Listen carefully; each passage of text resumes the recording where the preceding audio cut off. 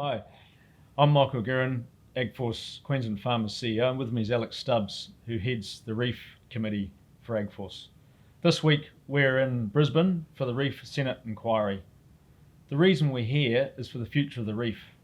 Agriculture, regional Queensland, communities, people of Queensland care deeply about the reef, and AgForce represents that care.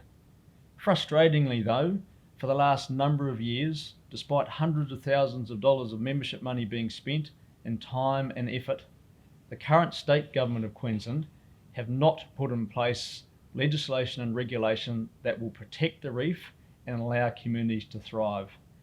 So this week is maybe our last chance to look after the reef and the communities in the way that can be looked after by fronting the Senate inquiry and showing the good science which provides a pathway forward that can look after all.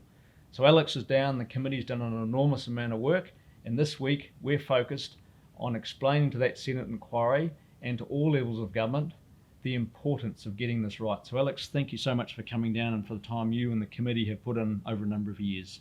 Very good, Mike, and thank you AgForce, a committee of volunteers, of course.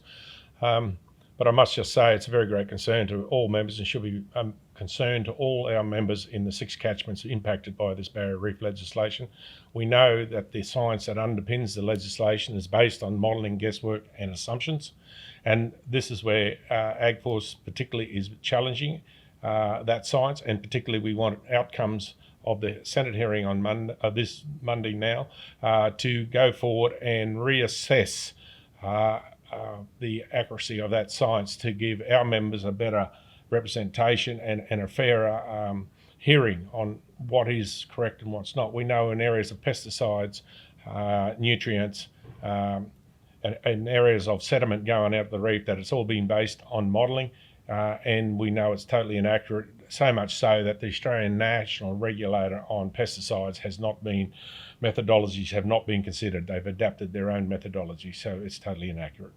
Thank you, Alex. What's at stake this week is the future of the reef and the future of the communities up and down Queensland, which drive the economic activity which allows our children to face the future with confidence.